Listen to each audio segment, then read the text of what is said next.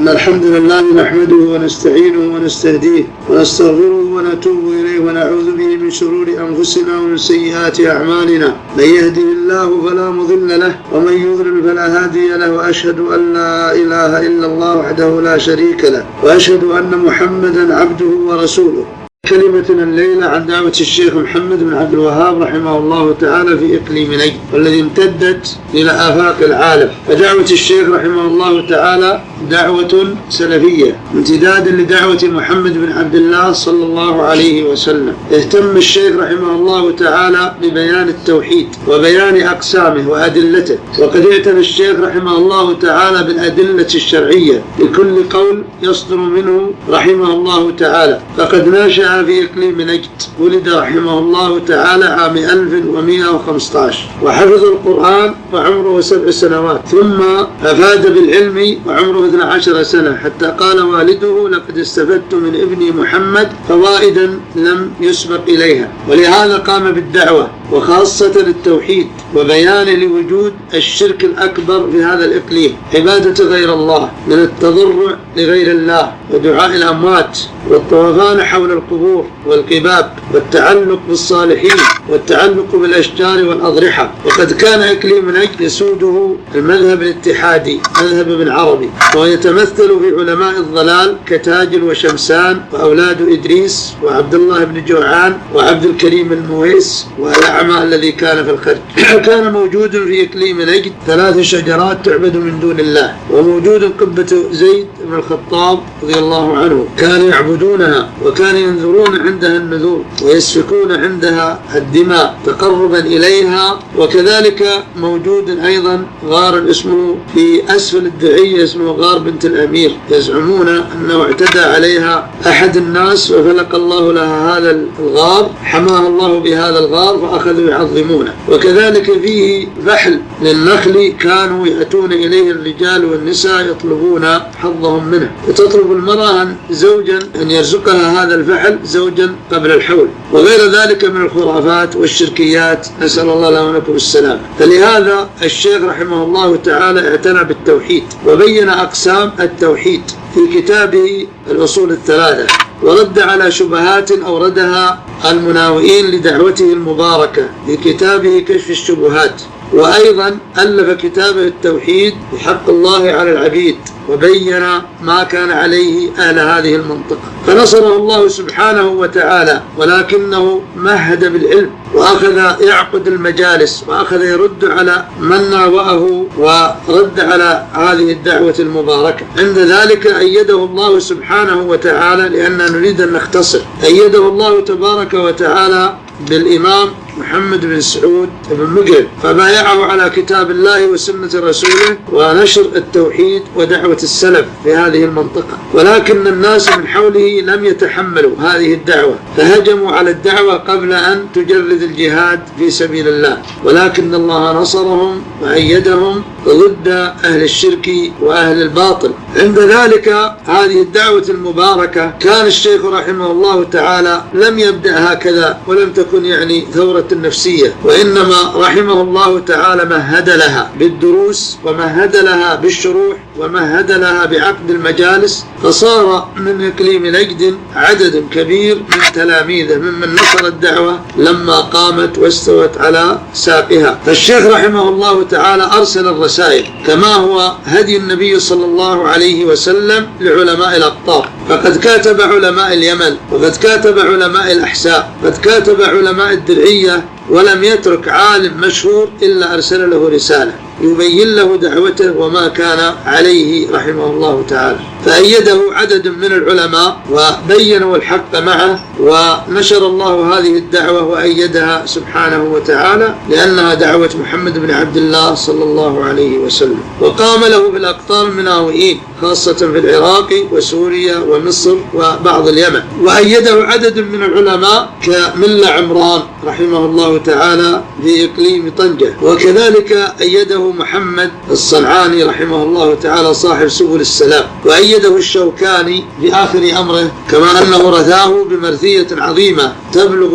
150 بيتا. وكذلك أيده علماء الحرمين لما بلغتهم الدعوة أيدوه وقالوا هذا هو دين الله سبحانه وتعالى الذي لا نعلم دينا غيره يرضي الله تبارك وتعالى، ووقعوا بذلك محضرا كامل من علماء المدينة ومن علماء مكة، وقالوا هذه الدعوة التي قام بها الشيخ رحمه الله تعالى هي دعوة الحق، وأن من خالفها فليس على دين الإسلام، ووقعوا بذلك. وهذه التواقيع موجودة في الكتاب الأول من الدرر السنية. كذلك بين من ناوأه عبد العزيز العبد اللطيف في كتابه المناوئين لدعوة الشيخ محمد رحمه الله تعالى. فلهذا قامت هذه الدعوة وعمت الجزيرة وفتحت الحجاز في عام 1218 بعد فتحها للمنطقة الشرقية وللشمالية والجنوبية، فإن الله عز وجل وصل الخير إلى تلك المناطق فأزالوا القباب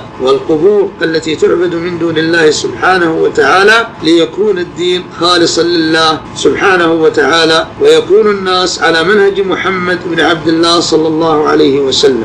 وكثر المناوئون لهذه الدعوة، وهؤلاء يدافعون عن القبوريين وعن الأولياء وعن أهل الأضرحة، وليس معهم حجة إلا ما كان عليه الآباء والأجداد. فلذا نصره الله وأيده وجعل دعوته إلى اليوم. فلها الآن أكثر من 300 عام، وهذه الدعوة لا زالت حية موجودة منتشرة في أقطار العالم الإسلامي. وهذه الدعوة تنهج منهج السلف الصالح، الاستدلال بالكتاب والسنة وأقوال صحابة رسول الله صلى الله عليه وسلم ورضي الله عنهم، وكذلك منهج التابعين ومنهج أهل الحديث كالإمام أحمد والإمام مالك والإمام الشافعي والإمام البخاري وغيرهم من أهل العلم والمحدثين. فهذه الدعوة لا غبار عليها ولا يسمع فيها شيء، لأن الناس يجهلون تاريخ هذه الدعوة. فإذا أردت أن تعرف الدعوة حقيقة دعوة الشيخ رحمه الله تعالى فعليك الكتب المصنفة فيها، ولا بد أن تقرأ تاريخ هذه الدعوة، لأن تاريخ هذه الدعوة عبارة عن سيرة، كيف نشأت هذه الدعوة وكيف بدأت هذه الدعوة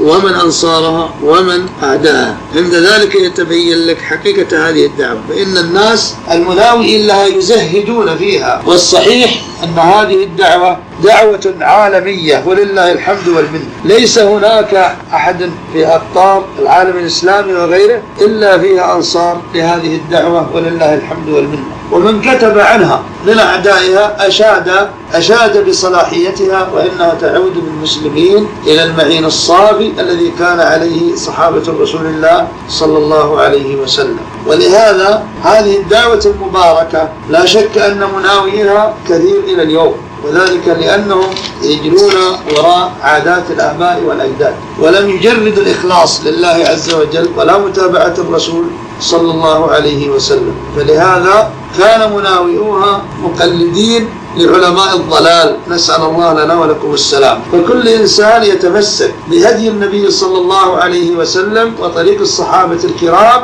يعتبرونه وهابي. والوهابية هذا اسم أطلقه الإنجليز والأتراك على دعوة الشيخ محمد حتى تنفر منها النفوس، وأنموا هذه الدعوة إلى عبد الوهاب، وعبد الوهاب هو أبو الشيخ. فلو قالوا محمدية لأنموها إلى صاحبها الذي قام بها رحمه الله تعالى. فكان أهل نجد يقولون نحن المحمديون الموحدون. هذا المنهج الصحيح وهذا الاسم الصحيح لهذه الدعوة. ولذا يقول فيه الصنعاني محمد الهادي لسنة أحمد، فيا حبذا الهادي ويا حبذا المهدي، سلامي على نجد ومن حل في نجدي، وإن كان تسليمي على البعد لا يجدي.